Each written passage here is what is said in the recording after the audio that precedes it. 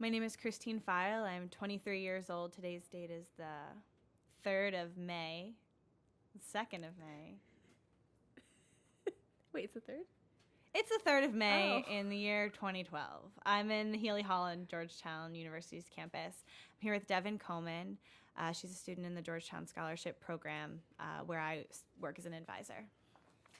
Hi, my name is Deven Comen. I am 22 years old. Today is May 3rd, 2012, and we are sitting in lovely Healy Hall on Georgetown University's campus in DC. And Christine has been a mentor of mine since I was a freshman at Georgetown, now almost 4 years ago. And I consider her a colleague in many ways and also a mentor. And I have to say that Deven was a fellow classmate of mine when I was here. We were classmates, and now I have the good fortune of working with her. She's a major player in terms of student leadership on campus, and I'm honored to have the opportunity to work with her. So, Dev, tell me about your path to Georgetown. Why Georgetown? It is quite a wayward path. So to be completely honest, I never thought I was going to get into Georgetown. I come from a very small town that kind of has a parochial attitude in small town rural Connecticut, and pretty much always anticipated going to UConn. Where I ended up getting a full scholarship, so it seemed like all was in line. I was going to go to medical school, first generation in my family. But for a couple of reasons, including a high school boyfriend in DC, Oh, yeah. I applied to Georgetown. And my guidance counselor told me there's no way I was going to get in. No one from our school had ever applied or tried to get into an Ivy or a school like Georgetown. We didn't have AP classes. We weren't considered academically rigorous by a lot of standards. But I had one incredible teacher who continues to be the reason that I do everything that I do. And she encouraged me to apply and said that I had the accolades and the spirit and the drive and that I would be able to succeed at Georgetown. So took the SATs 3 times, worked really, really hard, kept my application open in the admissions office. I sent in multiple extra materials. Anytime I was recognized for a scholarship, if there was a newspaper clipping about me, I sent it in. I sent in an update letter in February because I came to visit campus and Hillary Clinton was speaking. This was in 2008. And so I wrote this thing about how I thought it was amazing that Hillary was there and how I couldn't wait to also experience that. And I think my confidence kind of showed throughout the application. And I was at a play rehearsal when I received the very small envelope that Georgetown is notorious for. And my mom calls me up and says, Dev, you got an envelope from Georgetown. At this point, I had, to my surprise, gotten into Tufts University, did really well with scholarships there, so basically knew I was going to Tufts. And she said, oh, I got a small envelope from Georgetown. I was like, cool, just open it. Like, I got rejected. Yeah. And she just burst into tears on the phone. I'm crying, she's crying. We live 7 minutes away from the high school. She drives there. The entire play rehearsal group gave me like a standing ovation. Next day I'm in the principal's office being honored with lunch, all this thing. And it's been like that ever since I got in. It has been this floating on air kind of dream-like sequence of events that I never could have anticipated. So from that envelope to my diploma has been quite a ride. Can you just tell me about the teacher who believed in you? Describe him or her to us. Sure. So Julie Selberg is the most liberal woman I've ever met in my life. What do you mean? She tries not to be too political in things that she does, but it shines through that she is this insane Democrat who is incredibly committed to the kind of idea of a global citizen and what that means in all of its context. She is a very just uncompromising, work hard, incredible individual who never thought she was going to be a teacher. She went to Princeton, did really well, dropped out of law school, searching for purpose, went on a trip around the world, researching world religions and came back to the U.S. and decided that she had to teach. Oh my gosh. She chose to teach in my small public high school, sent her kids to private school because my school is not very good. But absolutely, from my first day of freshman year of high school, I took world cultures with her. And for someone who probably couldn't identify Afghanistan on a map, who had never left the United States before, I was suddenly taken on this journey of world faiths and what they mean in the global context. We, as a class of 10 people, created this documentary when we were freshmen called Image versus Reality. And we looked at how people in the U.S. view the Islamic world and then how Muslims view us. And this is in 2004. And tensions were extremely high because all of the Qurans were burned and like peed on, and that was kind of controversial. So there was a ton of negative press. Bush was in office. And we tried to take this documentary really far. We applied to this state film contest, and then the district shut us down because it was not balanced, they felt, and they felt it was anti-American. So my political activism started with Mrs. Selberg, and when Barack Obama was campaigning in 2008, 2007. Super Tuesday was in February, my senior year of high school, and Barack Obama was coming through to Hartford, the capital. So we all skipped school with our teacher. She's going to get fired. And we went to the convention center. We were up in the rafters, and she was like, let's go down to the floor. Oh my gosh. So we snuck down to the floor. There were barricades, crowd barricades everywhere. I remember seeing Rosa DeLauro on the stage. Who knew that years later I would end up interning with her in her office and consider her this like actual recommender friend. And when now President Obama spoke, we were all so aghast. I will never forget those moments. And then he came around, and I've never felt my heart beat so fast when he came around for handshakes, and I dove over all of these people. I was really into Darfur activism in high school, and I had on this shirt that said Save Darfur and this Africa necklace, and the Senator Obama commented on it, and he was like, oh, what's that for? And I was like, what's your policy going to be in Sudan? we had a back and forth conversation about how he was going to get al-Bashir indicted by the International Criminal Court, and I was like crying. There were tears streaming down my face. There are great pictures of this. I can show you sometime.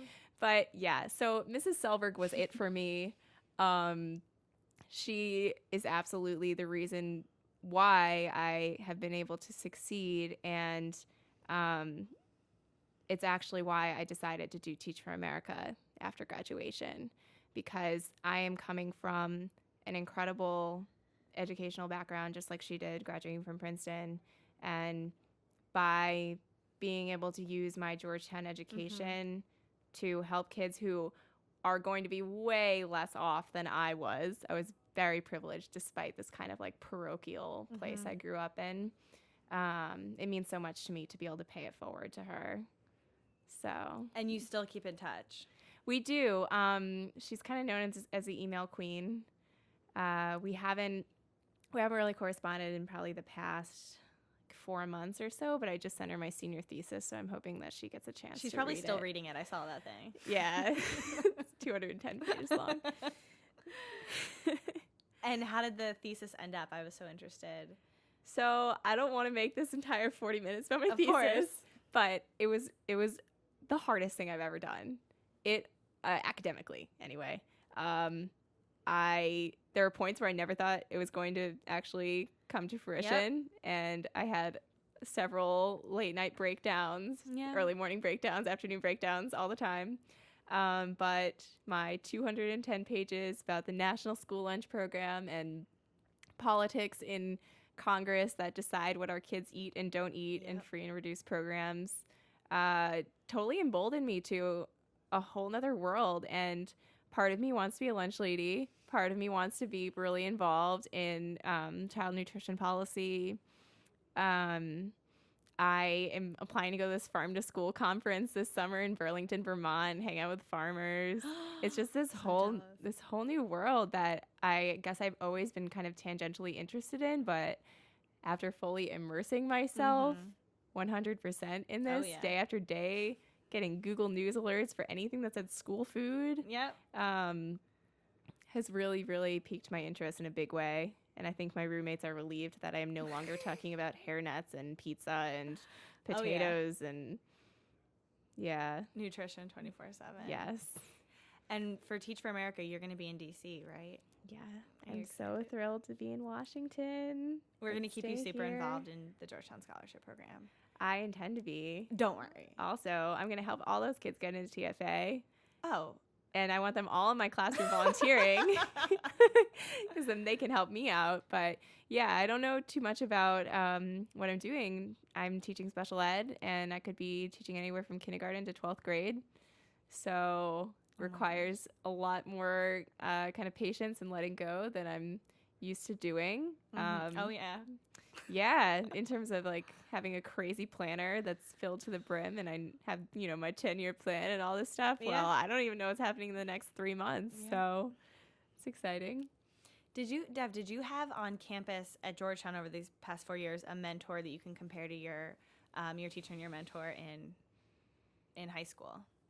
I mean, you already know the answer to this question. But yeah, Dan Porterfield. Dr. P met me as a freshman when I was wayward and confused, and this lonely lost pre-med who didn't actually think she could cut it. I didn't know you were pre-med. Oh my gosh, I was so pre-med. And I lived in the library on Friday and Saturday nights. I had a very tough freshman fall, just kind of overall adjusting to what Georgetown was going to be like, living with my very wealthy and wonderful roommate, but there are definitely some kind of class differences there. And I found the coursework extremely challenging. It was nothing like what I had experienced in high school, and I think that gap is why we have programs like Georgetown Scholarship Program. So thanks to Amy Hang and some others, I got a great chemistry tutor who helped me through that semester. But so to tell the Dr. Porterfield story, I had been told he was a great person to go to for general life advice. Yeah. And I don't remember who told me that, but I should really thank that person. Oh, yeah. And Dr. Porterfield, for those of you that don't know, is absolutely infamous in terms of having his ice cream container in his Vice President for Strategic Affairs office. He's probably the most accessible administrator that has ever walked the halls of Georgetown. Absolutely. And he just had these walk-in times where you could go in. And so I nervously kind of went in. He offered me some really fancy gelato that he had, and I just burst into tears. And I didn't know what I was doing. I had only thought I was ever going to be a doctor. I didn't have a plan B. And suddenly I didn't feel like I could cut it. And he took out a sheet of lined yellow legal pad, and he put it on the table. And he said, "Okay, Deven, what makes you tick?" And at the time, I was through my sobs. I said, "Humanitarian action." Yeah. Back in the days of naive Deven. And he was like, "Okay." Took me seriously. He wrote it down, and then he drew a little arrow that said, "You." And then he drew several arrows going towards that goal. And he was like, "Here's the Peace Corps. Here's post-bac pre-med. Here's Teach for America. Here's law school. These are all options that can get you to that ultimate end goal. And you can achieve what you want to achieve. And it's not this one-way straight shot path that will get you there." And it was like a light went off inside me, and I realized that I didn't have to be a doctor. Yeah. Or if I was going to be one, I didn't have to be one right away. And I loved my research job at the Berkeley Center for Peace, Religion, and World Affairs. I loved learning about religion and global development. Loved my internship on the Hill. I became a government major, and it was a natural fit. Yep. So that is my Dr. Porterfield story. And since then, he has continued to mentor me through every single application I've ever applied for. When I went my first time abroad, I spent 10 weeks in Thailand teaching English in a rice paddy. And he, being a supreme father figure in my life, gave me $200 in cash in an envelope and said, even though I refused, he was like, you need to have this on you. You can give it back to me when you get back, but you need to have this on you. And he knew that like money was a problem. So just the fact that he went above and beyond like that, that's just one instance. But whether it's, you know, early morning good luck text messages on days of big interviews, or just short emails, making time for a 3-minute phone call in the midst of zillions of administrative and other student meetings he has to attend, he has truly inspired me to the kind of mentor that I would like to be for someone. Absolutely. Dev, I have to say, as an advisor now on campus, and I wouldn't call myself an administrator, but as someone who's, you know, works at the university, I always say, what would Dr. Porterfield do? What would Dan do? I think of it all the time because he always put students first, and I think he always took a very pragmatic but big picture approach to things. And he doesn't feed anyone answers. Never. He doesn't say, this is what you should do. And that was the most frustrating thing, because whenever I needed to see Dr. P, it was because I was really struggling with something. I felt between two opportunities or between two classes, and he would just help me lay out all the for and against arguments and then have me make up my mind. And Dr. Porterfield recently transferred to Franklin Marshall College. He became president there. So he is sorely missed. When I found out that Dan was leaving, I was abroad. I was in India, and I got the email, and I think it must have been like maybe 1 a.m. U.S. time. I called him, and I demanded answers. I couldn't believe it. I was so upset. I couldn't believe he was going to leave for my senior year, that I was never going to take a class with him. And he explained to me his reasoning. I eventually approved of that reasoning. I realized he wants leadership opportunities too. Yeah. And even though he's left, he managed to do a 2.5-hour conference call with me and 2 other Georgetown students with his Franklin Marshall students in the room to prepare for our Teach for America interviews. And he went through every single question that could be fielded at us. You know, the Dr. Porterfield treatment, which basically involves bringing a trifold poster board to your interview that makes a mini classroom. So on one panel you have, you know, Miss Comen's class rules. On the other side you have the inspirational quotes that you would have around your classroom. The middle panel is your actual lesson plan, and this way you don't have to use the stupid whiteboard that other people depend on and have squeaky marker, and my handwriting is terrible anyway, so I need like 5 minutes to actually frame out each letter. And, you know, he really stressed the importance of getting the timing right, using, you know, particular vocabulary words. And I came out of that feeling like I got it. It was in the bag, and it ended up being in the bag. And that is because Dr. Porterfield prepared me so well. What lesson did you do in your Teach for America interview? Oh, I did the difference between fact and opinion for 5th grade. That's so good. With a focus on Barack Obama and the White House. Oh my gosh. So it was really fun. There was a shout out to the White House garden in there. That's so clever. And it was like Barack Obama is the best speaker that the United States has ever had as a president. And, you know, it's hard because trying to explain how that isn't exactly a fact is tough. And the Teach for America people raise their hands. And one of my things was that Florida has better weather than New Orleans, Louisiana. And the TFA person raised her hand and said, well, there's a lot of hurricanes there, so I actually think that's a fact. And I had to explain, as if she was a 5th grader, as to why it was considered an opinion.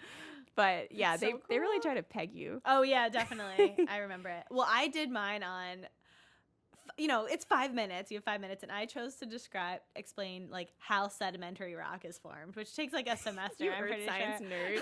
Yeah, of course. And I like obviously wasn't chosen, but yeah, I remember having meetings with Dr. Porterfield as well, and he just being so helpful, taking the time to walk me through. So Yeah, and there's a lot of some students on people that same just do experience. really random topics, and it's very clear who has been coached and who hasn't. Yeah. Also, when another Georgetown girl who had been on the call, who I didn't know, showed up with a trifold, I was like, hey, Yeah. Dr. Porterfield. But yeah, this one guy tried to do his 5 minutes on the Cold War. Oh my And he just brought a gosh. map and started talking, and he lectured, and that was it. And there was no reinforcement. There was no, that was it. And so I wasn't surprised when I didn't see him at any of the later gatherings. But yeah, it's sad in some ways that these elite programs are really just about a formula. Yep. And although that stuff is right there on the website, they're looking for 7 qualities, and you should be able to say something about yourself that relates to all of them discreetly, because they have, I learned this from Dr. P, they have these checkbox forms that they fill out while you're talking. And so they rate everything on the scale, and they look for these certain things. So if they can check them off really easily because you're basically saying the words, it makes it a lot better. Yep. Tell me more. Okay, Dev, I love hearing about your abroad experiences because, like you said, as someone who in high school couldn't identify certain countries on a map, you are now the most worldly person, literally, that I know. Literally. That's such an overstretch. Because I'm sitting here with a broken ankle. It's because I was playing basketball, and Deven yesterday said, "Oh yeah, I shattered my knee. It's because I was hiking in the rapids of Nepal, or what was it? I was in Israel, but which is I was amazing. in the Negev desert, and such I a better fell story. and fractured my patella.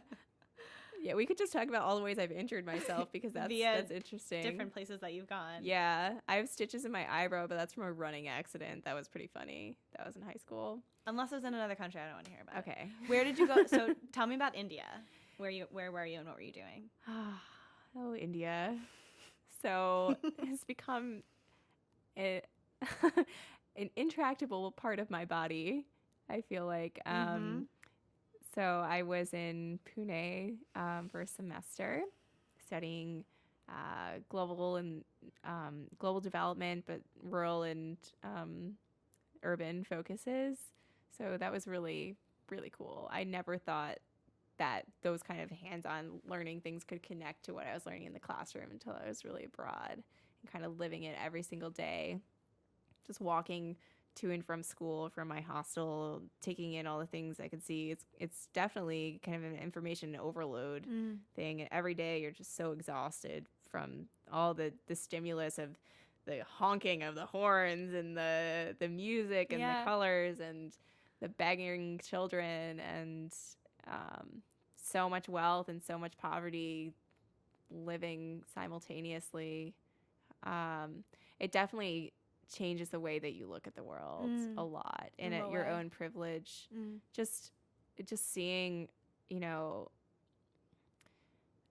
everyone from the second graders in the classroom that I guest taught in a Teach for India classroom, which was an amazing experience, and seeing the kind of hope and optimism that those children exude, and from that experience to interning with this micro health insurance organization, trying to incentivize people to insure themselves for bodily protection when they don't have savings, they don't have bank accounts, is really difficult. Trying to convince someone that putting $2 away now is actually beneficial versus providing food or other basic necessities is extremely difficult.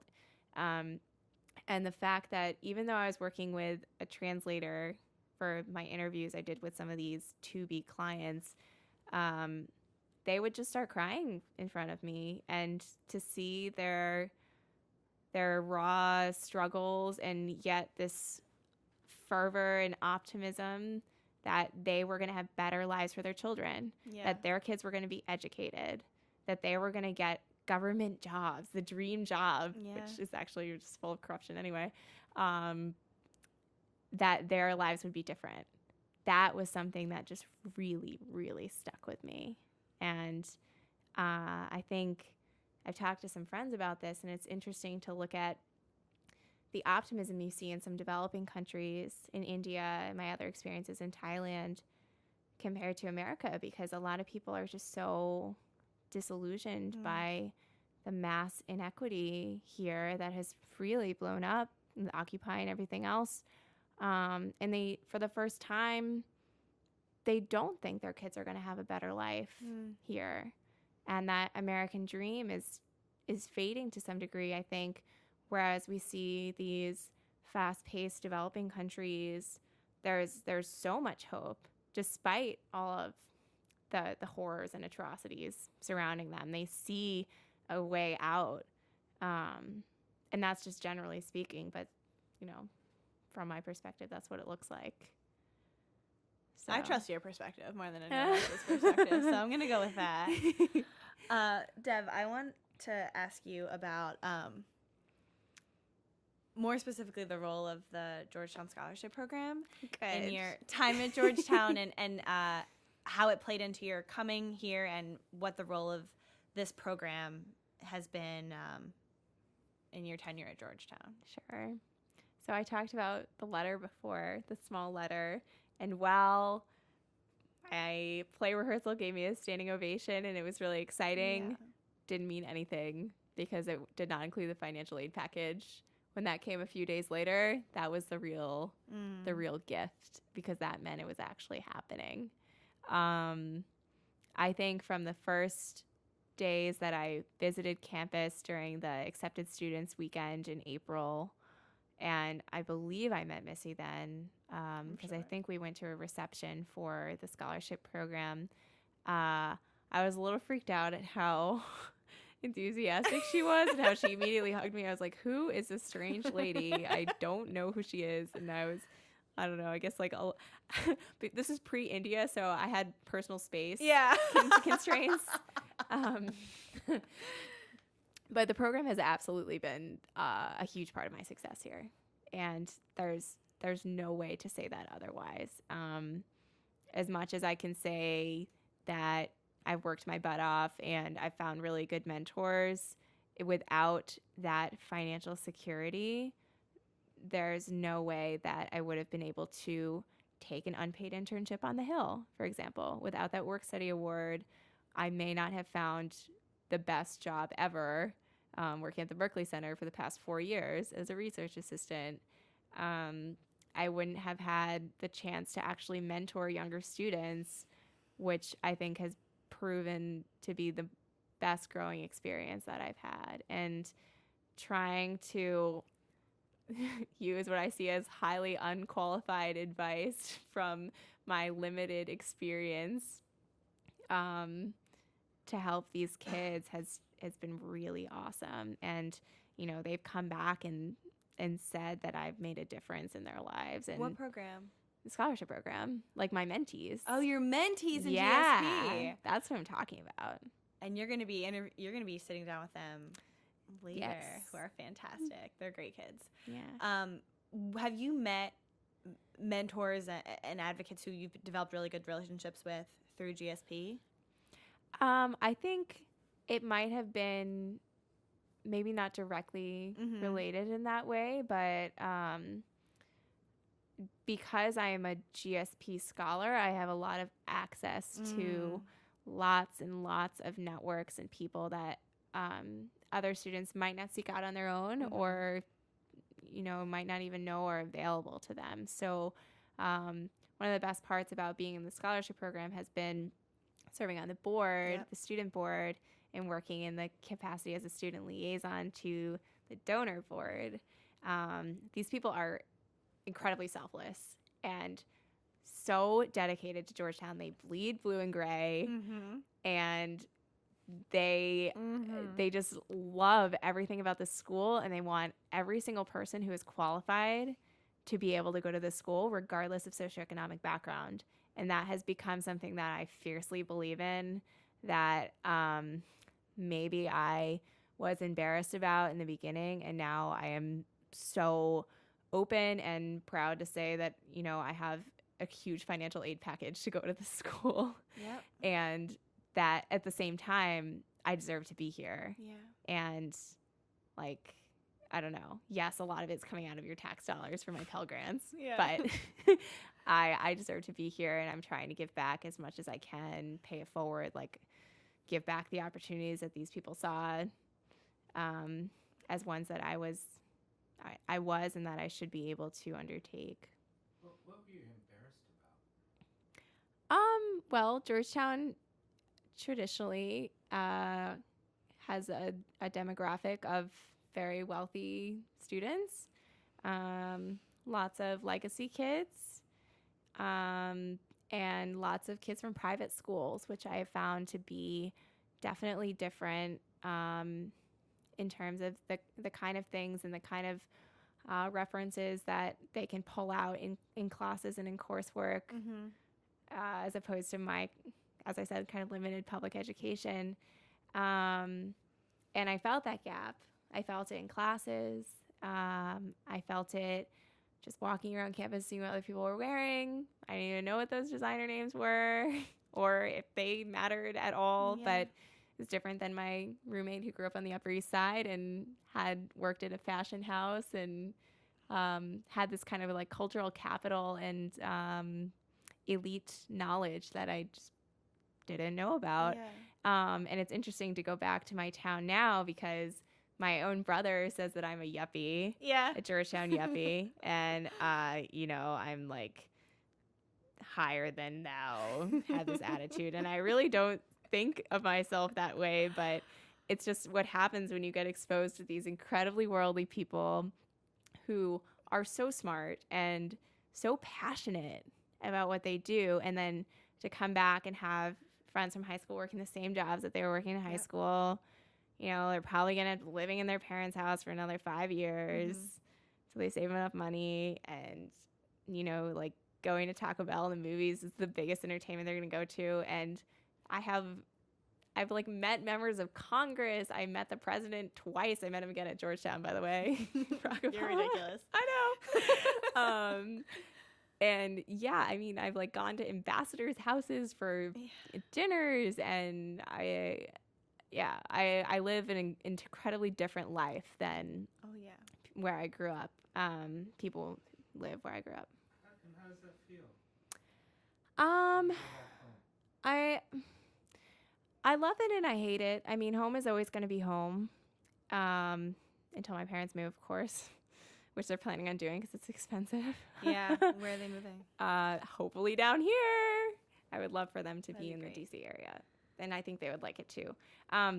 But yeah, I mean, part of me really lies low when I'm at home. I stay in my house. I tell a selected group of maybe 3 to 5 people that I'm around because I also don't come home very frequently. So for some people, if I came home, I would just be inundated with lots of activities and events. And let's be serious, when I come home, it's because it's Easter and I have a weekend in between exams and classes or whatever. So I always have lots of work to do. Yeah. Not necessarily time for social outside of family. And there are a few good friends from high school who get me, who have always been, I think, like slightly more open and I don't want to say worldly, but just more open about the world and have like embraced and been excited for the opportunities I've been afforded. But then there are certainly others who are either jealous of the opportunities I've had because most of my travel has been either through fellowships, grants, or my financial aid. Yep. So for the same kids who all have not left the U.S. and to see my mom is obnoxious and sends things into the town newspaper all the time, and they see things about the dean's list and whatever, and I know they're just people who are like, oh, that Deven Comen girl. Like, thank God she got out of here. She did not belong here. No one's going to say that at Georgetown. We're going to miss you. Oh, But you're not going far. You're not going far. Yes, I'll be around. I have to say, with the executive board for GSP, Dev, I don't know what we're going to do without you. Because literally, so you have people who give vast amounts of money to the university, and they are influential individuals, they come to campus and literally are like, where's Deven? Is Deven around? Is Deven going to be speaking? Is she going to be sitting in on this meeting? Because I refuse to come unless Deven's there. Honestly, I've heard this on numerous occasions. Oh my and gosh. You are such a big deal and you're so well spoken and everyone loves you. I love them too. You can never graduate. Sorry. I don't want to. I might just fail my Yeah. pass-fail class on purpose so I can stay at Georgetown forever. Where do you see yourself after TFA? Are you even thinking about that? Like I said, I have these 10-year plans that I need to stop making because I'm not being a kid. I'm 22. But so I kind of have some big goals, and we'll see what happens in between of me getting there.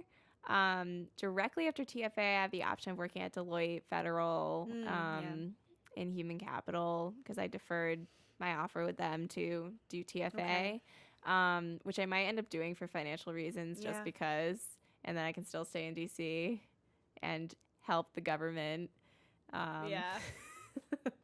So it doesn't make me feel as bad as about capitalism. You're so funny. But there's some grad programs that I'm really interested in. There's this awesome program at Harvard, and I would just love to like stick it to my guidance counselor in high school by going to Harvard. But there's a doctorate in educational leadership, and it's a crossover of the Kennedy School of Government and Harvard Business School.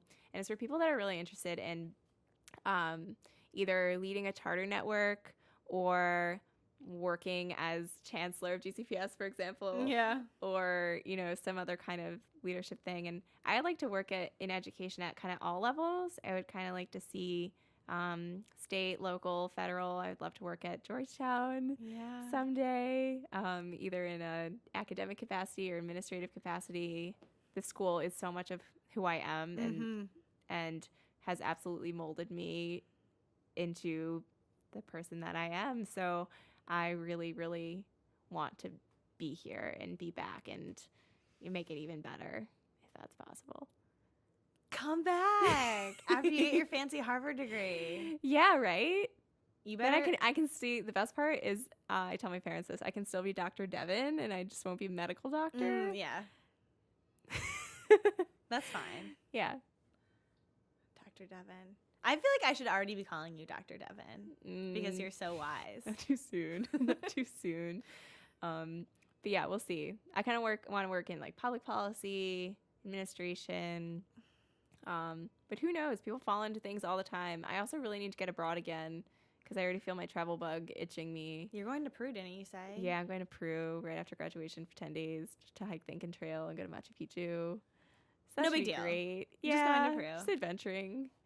Okay. And I know you like adventures too. I do. You just need some time off, girl. I'm going to Texas.